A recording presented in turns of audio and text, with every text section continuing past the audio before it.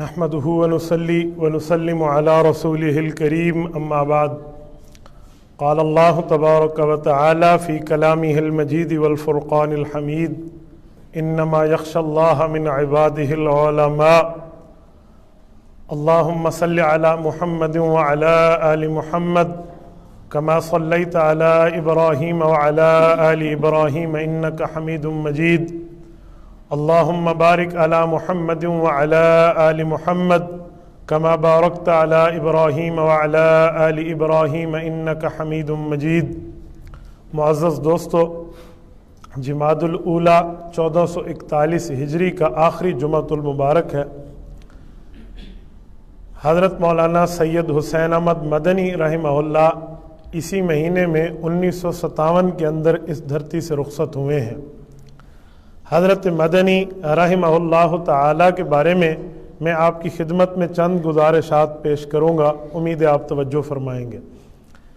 مولانا حسین احمد مدنی رحمۃ اللہ علیہ وہ عظیم شیخ الحدیث ہیں جنہوں نے غربت کے اندر پرورش پائی اور قربانیوں کے اندر جوانی گزاری۔ علم حدیث کی خدمت میں انہوں نے جان دنیا سے دے دی ہے۔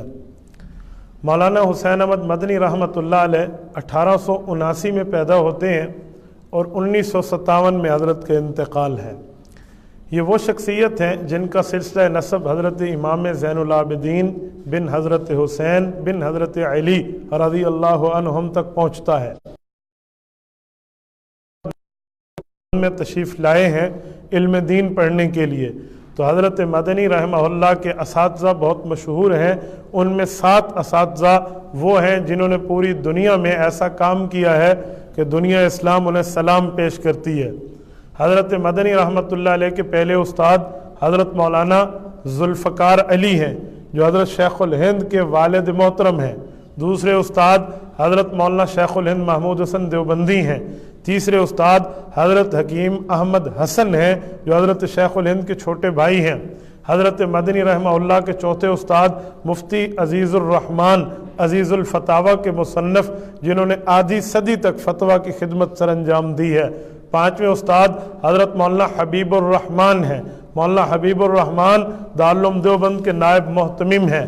اسی طرح حضرت مولانا کے استادوں میں ایک استاد کے محترم کا نام حضرت مولانا خلیل احمد سہارنپوری شیخ زکریہ رحمہ اللہ کے شیخ کا نام آتا ہے، اور حضرت مولانا محمد قاسم نانوتوی رحمۃ اللہ علیہ کے فرزند ارجمند قاری طیب قاسمی رحمہ اللہ کے والد حضرت مولانا محمد احمد رحمہ اللہ یہ بھی انہی کے اساتذہ میں شمار کیے جاتے ہیں۔ انہوں نے ان کو پڑھایا، لکھایا، سمجھایا اور وہ تیار کیا کہ جب انہوں نے علم دین سے فراغت حاصل کی اور مکمل دینی علوم پر دسترت حاصل کی تو یہ سعودی عرب حج کے لیے تشریف لے گئے۔ وہاں عرب کے شیوخ اور علماء سے ان کی گفتگو ہوئی۔ ابھی ان کی عمر 24 سال تھی۔ رب نے دین میں وہ ملکہ عطا فرمایا تھا کہ ادھر کے شیوخ نے کہا کہ آپ ہماری یہاں مسجد نبوی میں صدر المدرس کے طور پہ کام کریں گے۔ ان کو وہاں مدرسین کا صدر بنایا گیا۔ 24 سال کی عمر میں اس شخص نے 18 سال تک بیٹھ کر مسجد نبوی میں رسول اللہ صلی اللہ علیہ وسلم کے روضے کے سائے میں وہ دینی خدمات سر انجام دی ہیں کہ رہتی دنیا تک یاد رکھا جائے گا۔ عالم عرب خصوصاً مکہ المکرمہ اور مدینہ منورہ وہ جگہ ہیں جہاں پورا عالم اسلام پلٹ کے آتا ہے۔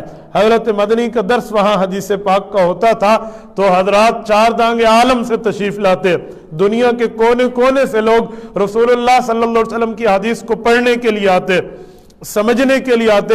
حضرت مدنی رحمۃ اللہ علیہ یہاں ان کو پڑھایا کرتے اور حدیث پاک سمجھایا کرتے۔ ہمارے علماء کرام فرماتے ہیں اگر کسی حدیث کی سمجھ میں کبھی کوئی تھوڑی سی مشکل پیش آتی تو حضور پاک علیہ الصلوۃ والسلام ان کے رشتے میں نانا ہی لگتے ہیں۔ یہ آنکھیں بند کرتے، دل پہ مراقبہ کرتے، توجہ رسول اللہ کی طرف کرتے، حضور پاک کے دربار سے اس حدیث کی مشکلات کو سمجھا دیا جاتا۔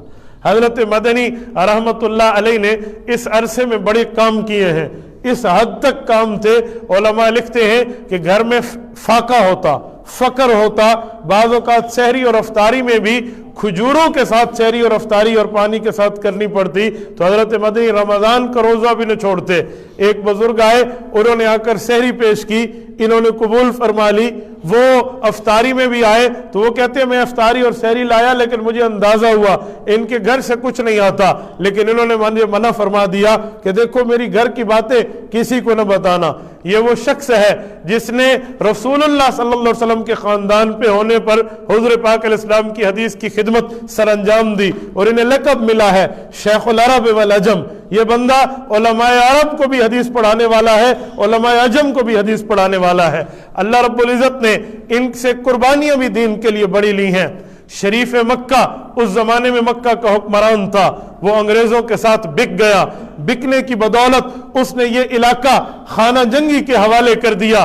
حضرت مدنی رحمت اللہ علیہ مدینہ منورہ سے چل کے مکہ مکرمہ آئے ہوئے تھے ان دنوں میں جب شریف مکہ نے خود اپنی قیمت لگا کے خود کو بیچا وہاں پر، تو حضرت مدنی رحمہ اللہ اپنے استاد محترم شیخ الہند کو بلوائے ہوئے تھے، ان کے ساتھ مختلف حضرات علماء کرام وہ بھی تھے۔ شریف مکہ کی کارستانیوں کی خاطر ان کو گرفتار کرا دیا گیا، حالانکہ کچھ دنوں کے لیے استاد کی خدمت پہ آئے تھے، اپنے گھر بار وہاں پر چھوڑ کر آئے مدینہ منورہ میں۔ حضرت مدنی رحمہ اللہ مدینہ سے اتنی محبت کرتے تھے علم حدیث پر کہ ایک بار ان کی اہلیہ فوت ہوئی، ان کے کفن دفن کے بعد آ کر حدیث پڑھانے لگے۔ علماء اٹھے، انہوں نے کہا حضرت گہرا صدمہ ہے، آج آپ ناغہ فرما لیں۔ انہوں نے کہا صدمے میں حدیث پڑھوں گا تو میری اہلیہ کو ثواب جائے گا۔ اتنی وہاں جو ہے نا کیا کہتے ہیں حدیث کی خدمت پر اپنی جان لگاتے، لیکن یہاں ان کو گرفتار کرایا گیا۔ اب اس گرفتار کرانے پہ جو پریشانیاں آئیں، بوڑھی ماں، والد، بیٹے، دوسری بیوی، اپنی اولادیں اپنے گھر پہ چھوڑ کے آئے، جنہیں 4 سے 5 دن کا بتا کر آئے، اور آگے نہیں معلوم کہ 3.5 سال کی قید آ رہی ہے۔ جزیرہ انڈمین اور مالٹا کے اندر ان کو گرفتار کرایا گیا، انگریز وہاں لے گیا، کتنا عرصہ ان پہ ظلم و تشدد ہوا۔ اپنے استاد حضرت شیخ الہند کے ساتھ یہ رہے ہیں، اتنی خدمت سر انجام دی ہے۔ آپ اس واقعے کو پڑھیں، خدا کی قسم دل ہل جاتا ہے۔ 10 مہینے کے اندر مولانا حسین احمد مدنی رحمہ اللہ نے قرآن کریم حفظ کیا۔ جب رمضان المبارک آیا تو اپنے استاد کو تراویحاں پوری کی پوری قرآن کریم میں سنائیں، پوری قرآن کریم تراویحوں میں سنایا۔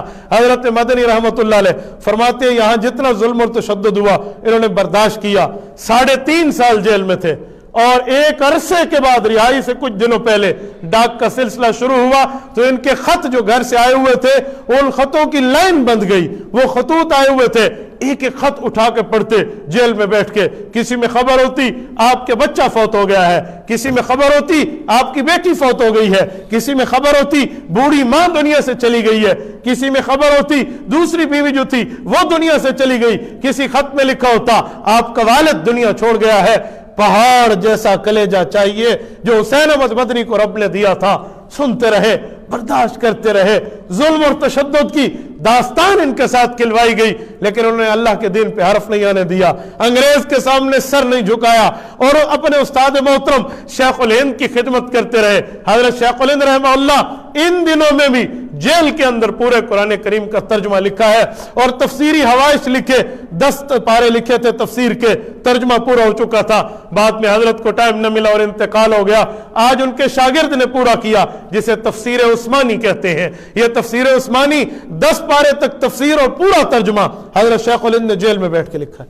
یہ خدمات ان حضرات کے چلتے رہے، جب باہر آئے عمر 42-43 سال ہے، اور اتنے صدمے سہ چکے تھے۔ گئے تھے، گھر موجود تھا، خاندان موجود تھا، واپس آئے ہیں، نہ گھر ہے اور نہ خاندان ہے۔ دیکھو اللہ پاک نے ان قربانیوں کے باوجود بھی حوصلہ دیا، اور انہوں نے علم حدیث کی خدمت سر انجام دی ہے، اور ایسی خدمت سر انجام دی ہے، یقین مانے دنیا میں جہاں بھی آپ کو فضلائے دیوبند کا اکثر طبقہ ملے گا، حضرت حسین احمد مدنی رحمہ اللہ سے خوش چین ملے گا۔ آپ کے اور ہمارے علاقے کے بزرگ حضرت شیخ الحدیث و تفسیر مولانا علاء الدین نور اللہ مرکزہ، حضرت والد محترم رحمہ اللہ، حضرت امام اہل سنت شیخ سرفراز خان صفدر رحمہ اللہ، اسی طرح جتنے ہمارے ہاں بڑے بڑے بزرگ، بڑے بڑے اساتذہ، مشائخ، شیوخ الحدیث ہیں، وہ حضرت مدنی رحمہ اللہ سے پڑھ کے آئے۔ انہوں نے علم حدیث کی خدمت سر انجام دی، اور ساتھ ساتھ میدان سیاست کو بھی اپنایا تھا۔ انگریز کی آنکھوں میں آنکھیں ڈال کر بات کرتے کہ تو ظالم ہے، غاصب ہے، تو نے ہمارے علاقے پر ناجائز قبضہ کیا ہے، ہم تیرے قبضے کو نہیں مانتے۔ انگریز زیادہ تنخواہوں کی لالچ دے کر ہندوستان کے مسلمانوں کے بچوں کو اپنی فوج میں داخل کر کے اپنی فوج کی قوت بڑھاتا۔ حضرت مدنی رحمہ اللہ نے فتویٰ دیا انگریز کی فوج میں داخلہ حرام ہے، ان کے خلاف کیس بن گیا۔ اس وقت جو یہ متحدہ ہندوستان تھا، کراچی بھی انگریز کی سلطنت میں تھا، تو خالق دینہ حال میں انگریز جج کی عدالت لگی اور حضرت مدنی رحمہ اللہ کو بطور ایک مجرم پیش کیا گیا، اور اس نے کہا، وکیلوں نے انہیں کہا کہ آپ کہتے میں نے فتویٰ نہیں دیا، یا دیا تھا تو میرا اس وقت ذہن سیدھا کام نہیں کر رہا تھا، ادھر ادھر کی بات کر لے، آپ کی سزائے موت آپ سے بچ جاؤ گے، سزائے موت کی تکلیف سے آپ بچ جاؤ گے۔ ان نے وکیلوں کو کہا زندگی میں جو اچھے کام کیے اس پہ بھی کہہ دوں کہ میرا ذہن کام نہیں کرتا تھا، اس نیکی پہ بھی کہہ دوں میرا عقل نہیں کام کر رہا تھا، کیا میری عاقبت برباد کرتے ہو؟ حضرت مدنی جب انگریز کی عدالت کے کٹہرے میں پیش ہوئے تو جج نے کہا آپ کو پتا ہے کہ میری قلم کے نیچے، میری قلم کی نوک کے نیچے آپ کی موت کو لکھا گیا ہے، تم جانتے ہو تم نے جو فتویٰ دیا تھا اس کی سزا کیا ہے؟ حضرت مدنی نے سر اٹھایا، کہا انگریز جج فتویٰ دیا تھا یہ کیا ہوتا ہے؟ میں تو اب بھی فتویٰ اسی پر قائم ہوں، میں تو اب بھی قائم ہوں، تم رسول اللہ کے دین کے دشمن ہو، تم نے ان علاقوں پر ناجائز قبضہ کیا ہے، ہم تمہارے اس غاصبانہ قبضے کو تسلیم نہیں کرتے۔ اس نے کہا آپ کو پتا ہے میں hanging to the till death کہوں گا، تم لٹکا دیے جاؤ گے۔ انہوں نے اپنے رومال کو نکال کے کہا کہ حسین احمد سید خاندان کا ہے، حضرت حسین ابن علی کی اولاد ہے، میں دیوبند سے اپنے ساتھ کفن لایا ہوں، کفن ساتھ لایا ہوں، آپ مجھے ڈراتے ہو؟ ہم جب فتویٰ لکھا کرتے ہیں تو اپنی موت اور حیات کو سامنے رکھ کے لکھا کرتے ہیں، دینی فتوے پر واپسی نہیں ہوا کرتی۔ مولانا سید حسین احمد مدنی رحمہ اللہ تعالی علیہ کو اللہ رب العزت نے تصوف میں اور دل کی پاکیزگی میں اور ولایت میں وہ رتبے عطا فرمائے تھے کہ اس کی مثال نہیں ملتی۔ حضرت مولانا افضال صدیقی سوانح شیخ الاسلام میں لکھتے ہیں کہ مولانا حسین احمد مدنی رحمہ اللہ مسجد نبوی میں ایک دن درس حدیث دے رہے تھے، ایک شاگرد نے رسول اللہ صلی اللہ علیہ وسلم کی عقیدہ حیات النبی پر سوال شروع کیے۔ وہ پوچھتا پیغمبر اسلام کو وفات کے بعد جو اللہ نے قبر میں زندگی عطا فرمائی ہے، جس بنیاد پہ اللہ کے رسول قبر میں امتی کے حاضر ہونے والوں کا صلاۃ و سلام سنتے ہیں، اس کا جواب ارشاد فرماتے ہیں۔ وہ اس پہ سوال کرتا، حضرت جواب دیتے، وہ سوال کرتا، جواب دیتے۔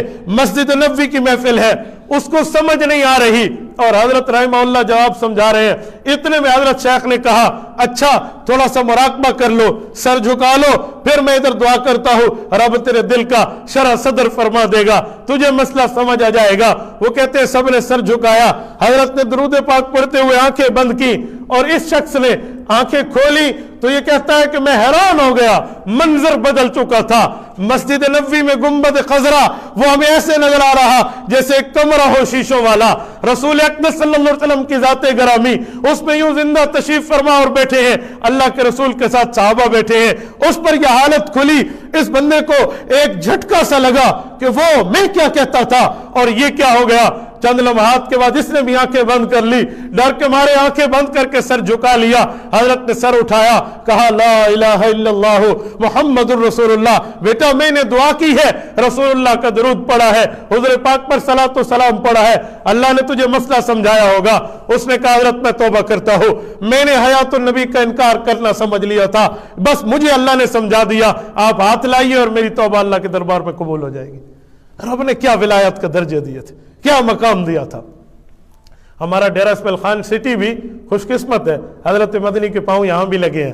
ہماری عیدگاہ کلام میں حضرت مدنی رحمہ اللہ 1950 میں تشریف لائے ہیں، جس جگہ آج ہماری سول ہیڈ کوارٹر ہسپتال قائم ہے، ادھر حضرت مدنی رحمہ اللہ کے کئی جلسے ہوئے ہیں۔ حضرت والد محترم شیخ الحدیث مولانا محمود الحسن قریشی رحمہ اللہ، میں نے ابو سے جو واقعات سنے اور اپنے ذہن میں بٹھائے ہیں، وہ فرمایا کرتے تھے ہم ادھر حضرت مدنی کے جلسے کی میزبانی کے طور پہ شریک تھے، ادھر حضرت کی خدمت میں شریک تھے۔ تو خوش قسمت ہے ہم لوگ کہ ہماری سٹی کو بھی ایسی شخصیات کی قدم بوسی کا شرف حاصل ہے۔ دعا فرمائے اللہ رب العزت ان شخصیات پر رحمت عطا فرمائے، ان کی قبروں کو نور کے اندر منور فرمائے، جنت الفردوس ان کا ٹھکانہ فرمائے، اللہ رب العزت ان کی آخرت میں اچھے درجات عطا فرمائے۔ رسول اقدس صلی اللہ علیہ وآلہ وسلم کے خاندان کے طفیل ہونے، حدیث پاک کی خدمت کے طفیل پر، قربانیوں کی بلبوتے پر اللہ رب العزت ان کی قربانیوں کو قبول فرمائے۔ اقول قولی ھذا واستغفر اللہ وآخر دعوانا ان الحمد للہ رب العالمین۔ وقل جاء الحق وزهق الباطل إن الباطل